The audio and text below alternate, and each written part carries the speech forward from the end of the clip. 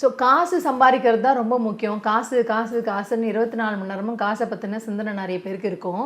ஆனால் அதை வெளியிலேருந்து பார்க்குறவங்க என்ன சொல்லுவாங்க அப்படின்னா, காசு காசுன்னு அலையிறான், காசு பின்னாடியே ஓடுறான், காசு தான் ரொம்ப முக்கியம்னு நினைக்கிறான், காசுக்கு தான் இவன் வேல்யூ கொடுக்குறான், ஆனால் மற்ற விஷயங்களுக்கு வேல்யூ கொடுக்குறதே இல்லை அப்படின்னு நிறைய பேர் ஈஸியாக சொல்லி நான் கேள்விப்பட்டிருக்கேன். ஸோ இந்த விஷயத்த நான் பேசணும் அப்படின்னு நினச்சேன். பிகாஸ் இதை நாமளுமே டே டு டே லைஃப்பில் பார்க்குறோம். நம்மளை சுற்றி இருக்கவங்க நடந்துக்கிறது இல்லை நம்மளுக்கே சம்டைம்ஸ் தோன்றுறது. இது எதனால் இருக்கலாம், இதனால் கூட இருக்கலாம் அப்படின்றத நான் யோசிக்கிறேன். அதே மாதிரி நிறைய பேர் சொல்லியுமே நான் அதை கேள்விப்பட்டிருக்கேன்.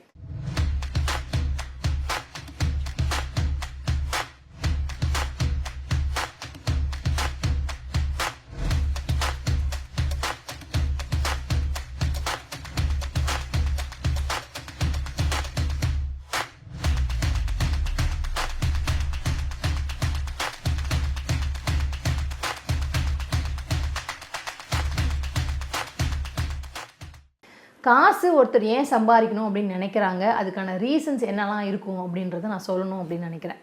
முதல் விஷயம் பார்த்தீங்க அப்படின்னா, காசு இருக்கிறவங்களுக்கு தான் மதிப்பு இருக்குது அப்படின்றத நம்மளும் நம்புகிறோம், மற்றவங்களுமே நம்மளை அப்படி ஃபீல் பண்ண வைப்பாங்க. ஒரு இடத்துக்கு நம்ம போகிறோம், ஒரு விஷயம் சொல்கிறோம், இல்லை ஒருத்தவங்க ஏதோ ஒரு சஜஷன் கேட்குறாங்க, அதை நம்ம சொல்லும்போது நம்மக்கிட்ட காசு இருக்குது அப்படின்னா அவங்களுக்கு கிடைக்கிற மதிப்போ இல்லை அவங்க சொன்னால் கரெக்டாக தான் இருக்கும் அப்படின்றது இந்த உலகம் நம்புது. அதை நம்ம நிறைய இடத்துல ஃபீல் பண்ணிப்போம். நம்ம ஒரு காசு இருக்கவங்க காசு இல்லாதவங்க அப்படின்னு நம்ம பார்க்குறது இல்லை அப்படின்னு நிறைய பேர் சொல்லுவாங்க.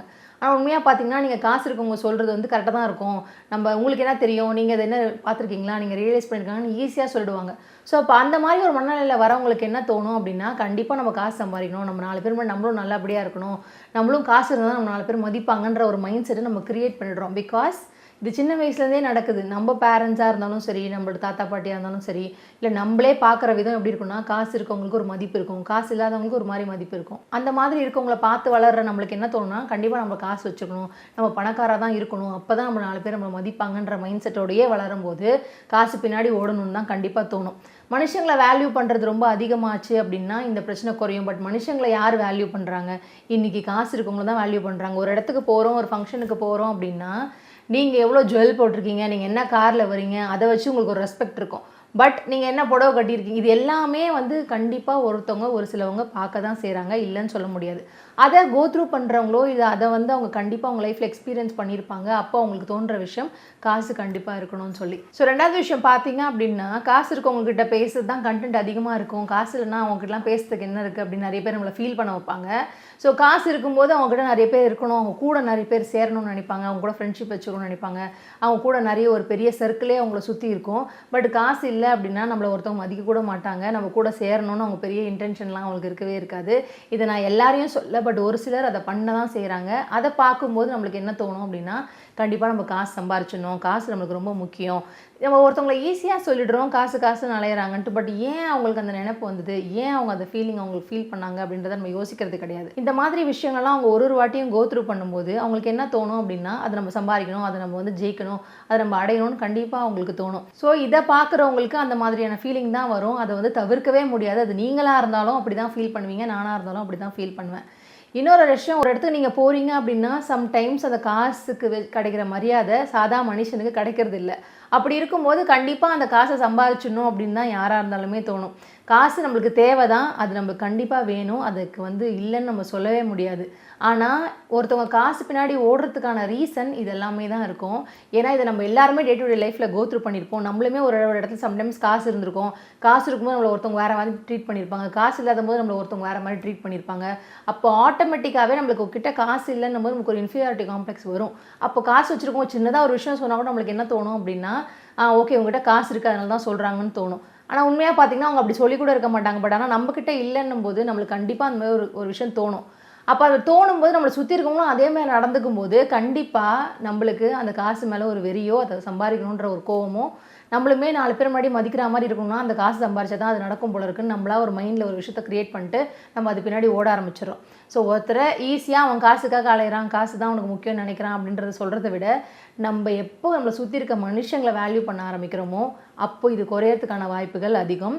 இது எல்லாமே வீட்டிலேருந்து தான் ஆரம்பிக்குது அப்படின்னு நினைக்கிறேன். ஸோ நீங்கள் இந்த மாதிரி பண்ணிட்டு இருக்கீங்க அப்படின்னா, உங்களை சுற்றி இருக்கவங்க அந்த மாதிரி காசுக்காக தான் உங்ககிட்ட பேசுகிறாங்க அப்படின்னா, நீங்கள் இதை மாற்ற ஆரம்பிச்சிங்க அப்படின்னா இந்த காசு பின்னாடி ப்ரெஷரோட ஓடுறது கொஞ்சமாச்சும் குறையும் அப்படின்னு நான் நினைக்கிறேன். ஸோ லைஃப்பை பியூட்டிஃபுல்லாக வாழணும் அப்படின்னா அதுக்கு காசும் தேவை, ஆனால் காசு மட்டுமே தேவை கிடையாது, கொஞ்சம் யோசிச்சு பாரு. ஸோ இந்த வீடியோ நான் எதுக்கு பேசணும் அப்படின்னு நினச்சேன் அப்படின்னா, நிறைய இடத்துல நானே இதை ரியலைஸ் பண்ணியிருக்கேன். ஸோ காசு இருக்குது அப்படின்னா உங்களுக்கு பேசுறதுக்கு ஒரு விஷயம் இருக்குது, காசு இருக்குன்னா உங்களுக்கு கிடைக்கிற மரியாதை, காசு இருக்கிறதுனால உங்ககிட்ட கூட இருக்கிற சில பேர், இதெல்லாம் நான் பார்க்கும்போது எனக்கு என்ன ரியலைஸ் ஆச்சுன்னா, நிறைய பேர் காசுக்காக ஓடுறாங்க, பட் இதெல்லாம் தான் அதுக்கான ரீசனாக இருக்குமோ, அவங்களுக்கு கிடைக்க வேண்டிய மதிப்பு கிடைக்காதனால, அவங்களுக்கு எங்கே பேசணுமோ அங்கே பேச முடியாதனால, அவங்க கூட இருக்கிறவங்க அவங்கள மதிக்காததுனால. இப்போ ஒரு வீட்லேயே பார்த்தீங்க அப்படின்னா, ஒருத்தவங்க சம்பாதிக்கிறாங்க, ஒருத்தவங்க சம்பாதிக்கல அப்படின்னா நம்ம அவங்க நடத்துகிற விதம், அப்போ அவங்களுக்கு என்ன தோணும் அப்படின்னா, கண்டிப்பாக நான் சம்பாதிக்கணுன்றது அவங்களுக்கு கண்டிப்பாக ட்ரிகர் ஆகும். அவங்களுக்கு அது தேவையோ தேவையில்லையோ, ஆனால் நீங்கள் கொடுக்குற ஒரு ரெஸ்பெக்ட்னால, இப்போ நீங்கள் கொடுக்குற அவங்களுக்கு ஒரு ஃபீலிங்னால கூட அவங்களுக்கு அது தோணலாம். இதுக்கு எக்ஸாம்பிள் நான் ஒரு விஷயம் சொல்கிறேன். ஒருத்தவங்க உங்கள் வீட்டில் 2 பேர் இருக்காங்க, அவங்க 2 பேரும் வந்து ஒருத்தர் வேலைக்கு போகிறாங்க, செம்மையாக சம்பாதிக்கிறாங்கன்னா அவங்களுக்கு நீங்கள் அவங்கள கவனிக்கிற விதம், அவங்கள பார்த்துக்கிற விதம் எல்லாமே வேறு மாதிரி இருக்கும். ஆனால் ஒருத்தர் சம்பாதிக்கலை, அவங்களுக்கு வந்து இன்னும் வருமானம் அவங்க தேடிக்கலை அப்படின்னா அவங்கள நீங்கள் சொல்கிற விதம், அவங்கள நீங்கள் நடத்துகிற விதம் எல்லாமே டிஃப்ரென்ஸ் இருக்கும். கண்டிப்பாக அவங்களுக்கு ஒரு இன்ஃபீரியாரிட்டி காம்ப்ளெக்ஸ் வந்துடும். அது நீங்கள் பண்ணணும்னு நினச்சி பண்ணாலும் சரி, பண்ணலைனாலும் சரி, அவங்களுக்கு ஆட்டோமேட்டிக்காகவே இது வந்துடும்.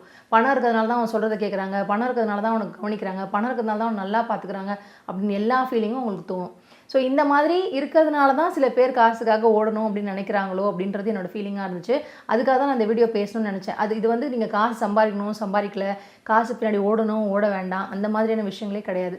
ஒரு சிலர் காசு ரொம்ப முக்கியம்னு அது மேலே ரொம்ப பைத்தியமாக கிரேஸாக இருக்கிறதுக்கான ரீசன், எனக்கு கிடைக்க வேண்டிய மதிப்பு அந்த காசு மூலிமா தான் கிடைக்கும்னு நம்புறதுனால அவங்க அதுக்காக ஓடுறாங்களோ அப்படின்றது எனக்கு தோணுச்சு. ஸோ அதனால தான் நான் இந்த வீடியோ பேசணும்னு நினச்சேன். இந்த மாதிரி டே டு டே லைஃப்பில் நடக்கிற விஷயங்களை நான் வந்து லைஃப் டாக்ஸாக ஆஸ் அ லைஃப் கோச்சாக நான் பேசணும் அப்படின்னு ஆசைப்பட்றேன். ஸோ இந்த மாதிரி நிறைய வீடியோஸ் நான் பேசணும்னு நினைக்கிறேன். ஸோ இந்த மாதிரி உங்களுக்கு ஏதாவது இந்த வீடியோலாம் நீங்கள் பேசினா நல்லாயிருக்கும் அப்படின்னீங்கன்னா அதெல்லாம் தயவு செஞ்சு கமெண்ட்ஸில் சொல்லுங்கள். கண்டிப்பாக அந்த வீடியோஸ்லாம் நான் பேச ட்ரை பண்ணுறேன். Thank you so much.